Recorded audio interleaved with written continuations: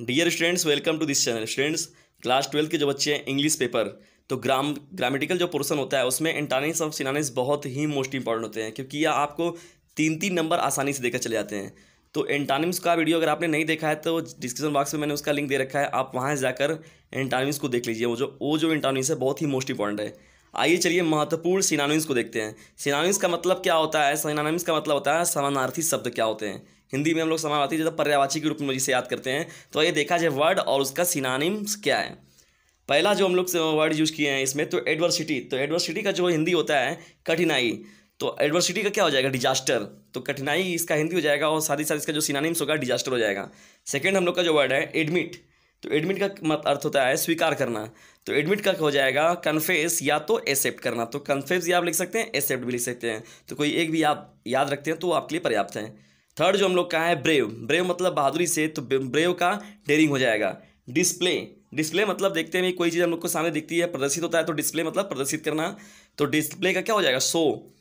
Display का show. फिर fatal है।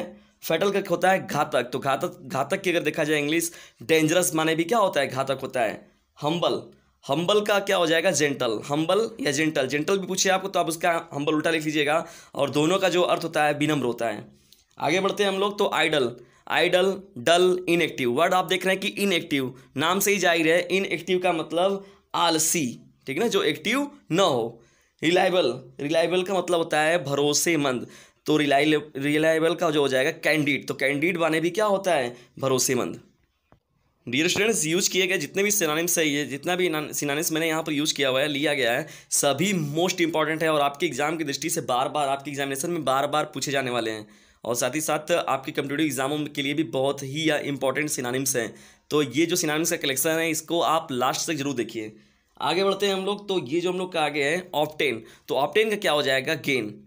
ग्रीफ। ग्रीफ का क्या होता है? पेन। पेन या तो सॉरो। तो पेन का मतलब होता है दुख या कष्ट जो होता है, तो पेन सारो हो जाएगा ग्रीफ का। एवांडन। एवांडन मतलब होता है किसी भी चीज़ को क्या कर देना? छोड़ देना, त्यागना। तो एवांडन का क्या हो जाएगा? लीव। लीव मतलब भी क्या होता है? छोड़ना। Charming, beautiful, pleasant. Beautiful, pleasant, charming, कोई भी वर्ड अगर आपको आगे पीछे लिखा हुआ मिल जाए तो सिनोनिम्स आप इसका जानिएगा कि सुंदरता, सुंदर की बात हो रही है। चार्मिंग, ब्यूटीफुल और प्लीजेंट मतलब क्या होता है? सुंदरता होता है। फ्रीडम की बात कर रहे हैं हम लोग आगे। फ्रीडम। फ्रीडम का क्या हो जाएगा? लिबर्टी हो जाएगा। सेक्रेड का होता है पवित्र। अगर कोई चीज़ें पवित्र हैं तो सेक्रेड मतलब पवित्र। होली मतलब कहते हैं होली बुक है या होली या रिलीजियस है, तो ये कहा जाता है होली मतलब होता है पवित्र। टिमिड की बात करते हैं हम लोग, तो टिमिड का जो हिंदी अर्थ होता है वो डरपोक होता है। तो टिमिड का जो सिनोनिम्स हो जाएगा अफ्रेड और फियरफुल। टिमिड भी जो है आपके एग्जाम में मैक्सिमम बार पूछा गया। टिमिड का एंटोनिम्स और टिमिड का सिनोनिम्स क्या होता है। जेन्युइन का क्या होता है? रियल। जेन्युइन का मतलब होता है रियल। सिनोनिम्स के कलेक्शन में हम लोग बढ़ते हैं अगले सिनोनिम्स की ओर। इसमें कि हम लोग का अगला है जो प्राइज। प्राइज भी बहुत ही इंपॉर्टेंट है। गिफ्ट के रूप में या प्रेजेंट के रूप में अगर हम लोग को पूछ देता है तो प्राइज का मतलब क्या होता है? उपहार। तो प्राइज, प्रेजेंट और गिफ्ट जो है ये तीनों का तीनों आप वर्ड याद रखिएगा। मॉडल का अगर देखा जाए तो मॉडल क्या होता है? आइडियल। आइडियल आदर्शवादी। तो मॉडल और आइडियल जो हो जाएगा इसका सिनोनिम्स हो जाएगा। टारगेट की बात करेंगे तो टारगेट, गोल, एम, तो ये सभी जो हैं व्यक्ति का जो लक्ष्य है। तो टारगेट हो गया, गोल हो गया, एम हो गया, ये सभी क्या है? एक दूसरे के सिनोनिम्स कहे जाएंगे।